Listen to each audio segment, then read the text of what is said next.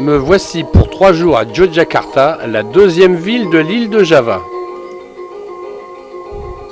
Le point d'orgue de mon séjour dans cette ville sera la visite du temple de Borobudur, qui fut redécouvert au début du XIXe siècle par Sir Raffles. La rue Malioboro est l'axe principal de Yogyakarta. C'est aussi l'endroit où j'ai pu voir la plus grande concentration au monde de t-shirts mis à la disposition des touristes.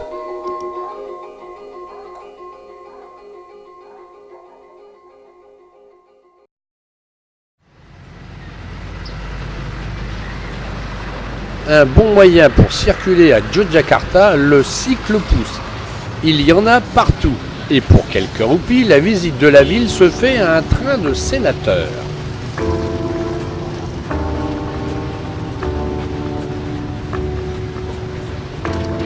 Ancienne capitale du pays qui vit à l'ombre du volcan Merapi, Yogyakarta est une ville universitaire et culturelle.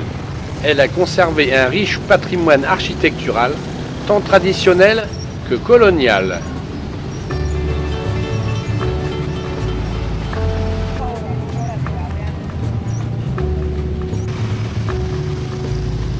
Dans un sens unique.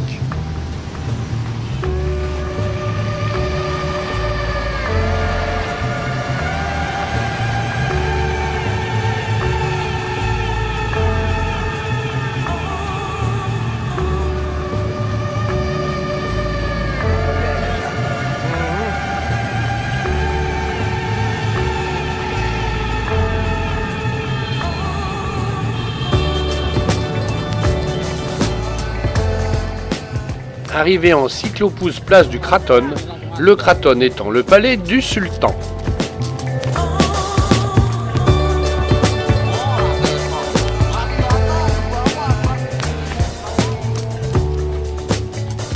Le Kraton est un très grand complexe bâti en 1755.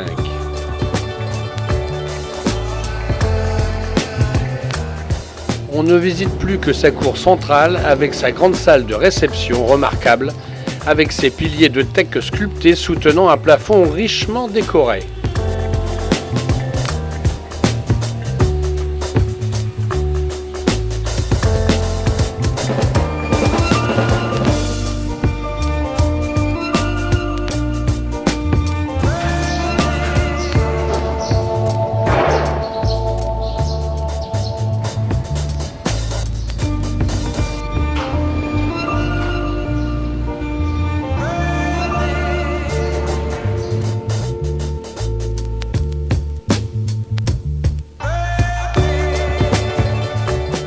Tout à côté du Kraton, le marché aux oiseaux. Aux oiseaux, mais pas seulement. Les cages de bambou renferment aussi singes, écureuils, serpents et bien d'autres animaux encore.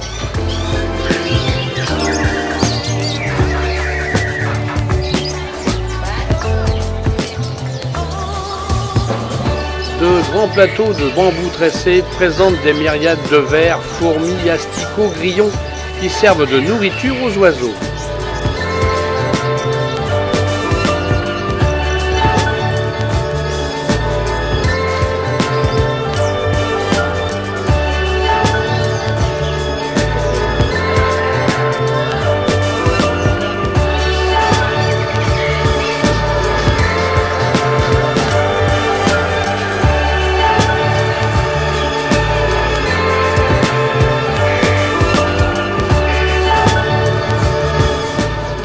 Le volcan Merapi d'une hauteur de 2911 mètres. Aujourd'hui 4 novembre 2010, au moment où je fais ce film, il a fait 52 victimes qui s'ajoutent aux 45 autres de la semaine dernière. Après d'âpres négociations, mon guide improvisé qui me balade depuis ce matin a dégoté une moto et me voici parti pour le temple de Prambanan.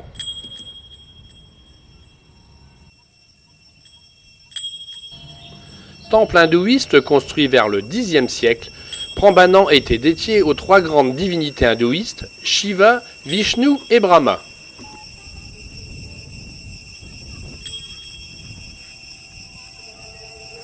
Constitué d'un temple central et de 8 sanctuaires, 240 petits temples entouraient l'ensemble.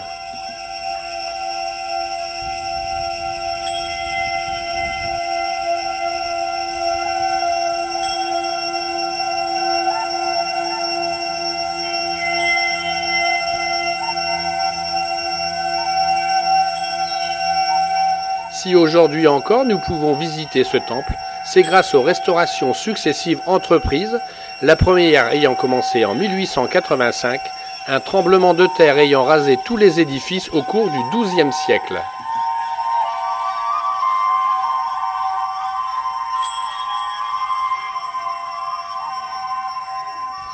Il ne fut retrouvé qu'en 1733, recouvert par une végétation dense et envahissante.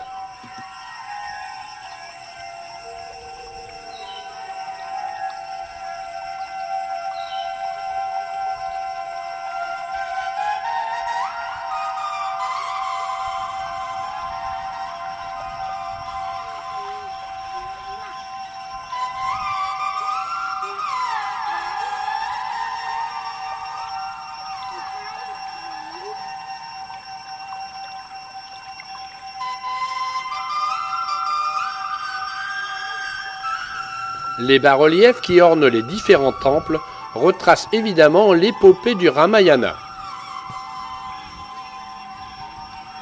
À l'intérieur des temples que l'on ne visite plus aujourd'hui, se trouvent les statues de Ganesh, Brahma et Vishnu.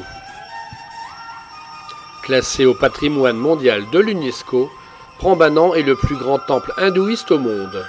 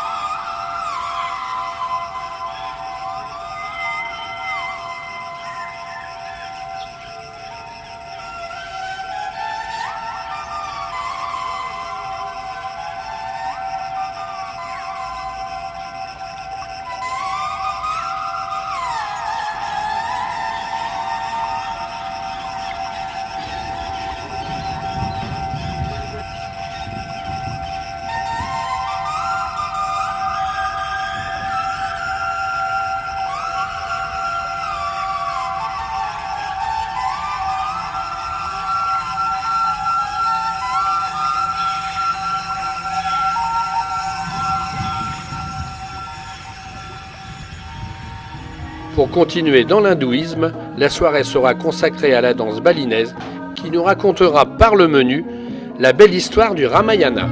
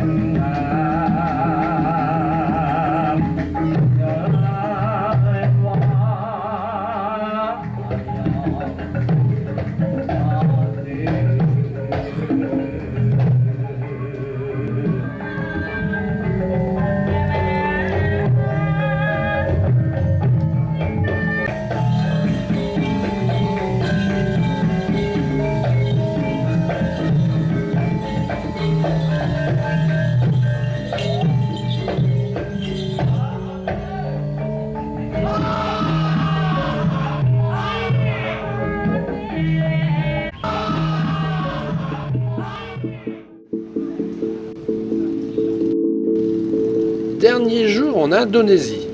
Me voici parti à travers la ville à la recherche d'un mototaxi pour rejoindre le temple de Borobudur, distant d'une 50aine de kilomètres de Yogyakarta. Et comme je suis un poil en avant, je bagnode un peu dans mon quartier, histoire de...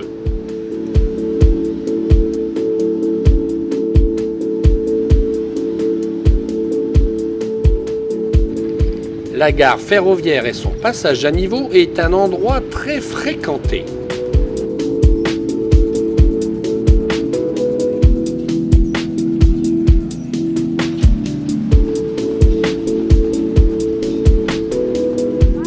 Me réclamant d'une ville cheminote en France, j'eus bien sûr le droit d'assister aux différentes manœuvres depuis le poste d'aiguillage.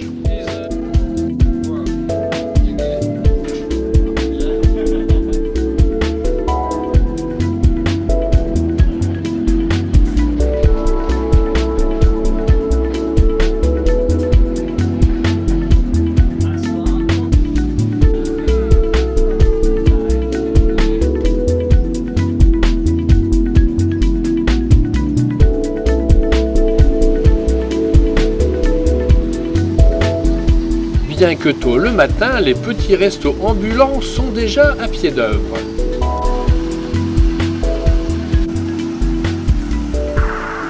Le temps de prendre une petite collation avant d'enfourcher mon mototaxi, et me voici en chemin.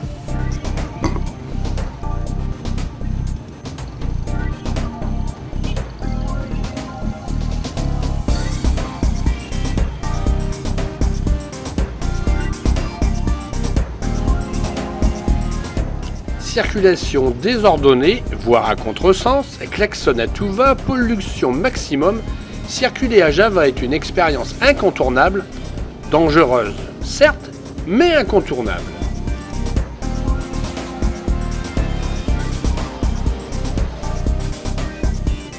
Ici, comme à Bali, des villages entiers se consacrent à la sculpture sur pierre, d'autant plus que le volcan Merapi est très généreux pour ce qui est de fournir la pierre de lave.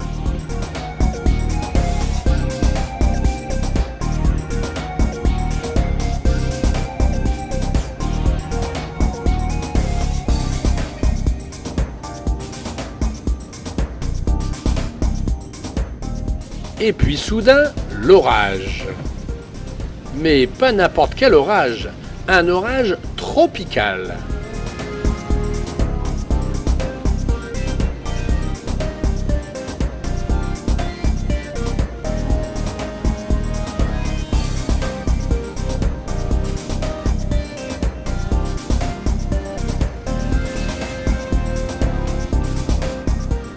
Bon, d'accord, pour les rizières, il en faut de l'eau. Mais pour les motards, ça se discute.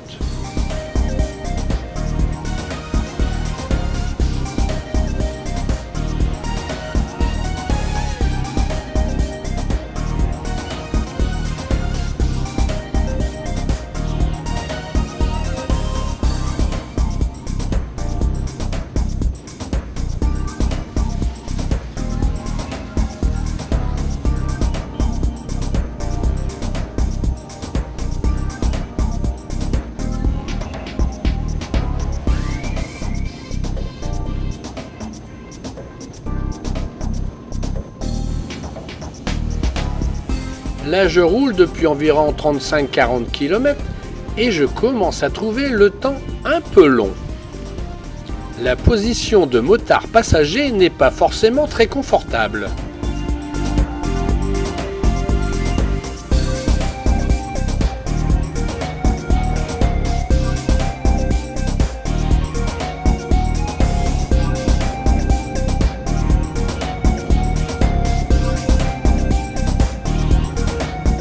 Notre première cloche est en vue, nous approchons du but.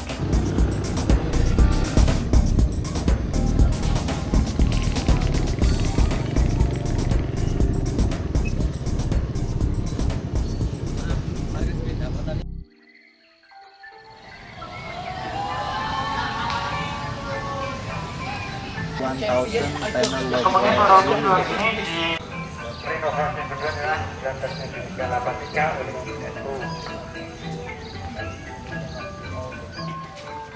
We love friends. Hello friends. We love friends. Borobudur, deux points, ouvrez non pas les guillemets, mais Gogol.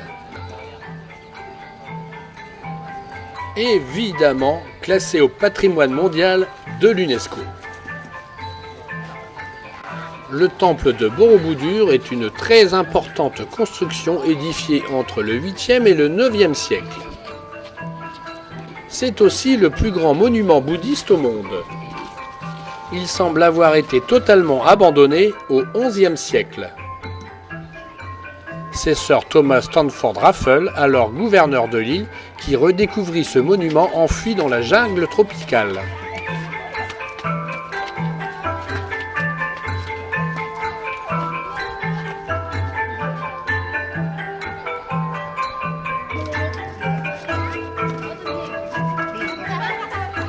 À la fois sanctuaire et haut lieu de pèlerinage, stupa et mandala, cet édifice forme un carré de 113 mètres de côté.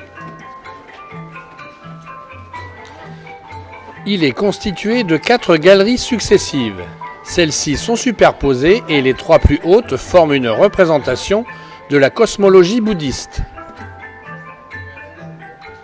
Comme tout l'ensemble du monument, toutes les galeries sont recouvertes de bas-reliefs représentant des épisodes de la vie de Bouddha. On compte environ 5 km de ces bas-reliefs.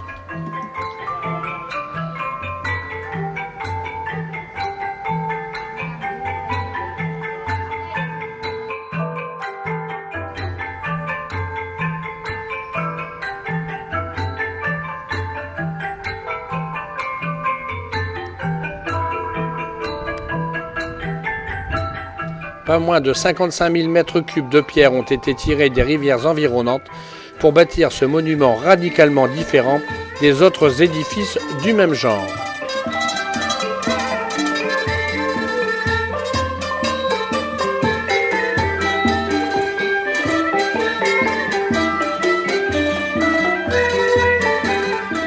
Pour résister aux violentes pluies de la région, un savant système de drainage a été inventé permettant l'évacuation des eaux par des centaines de gargouilles sculptées dans la pierre, toutes différentes les unes des autres.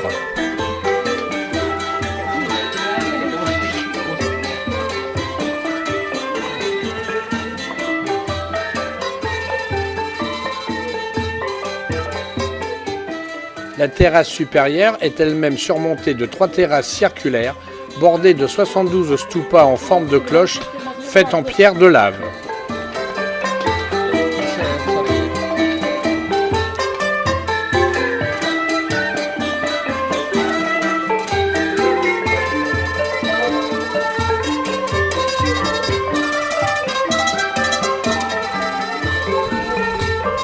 Si votre bras est assez long pour toucher une des statues assises à l'intérieur de ces cloches, faites un vœu, ça devrait vous porter bonheur.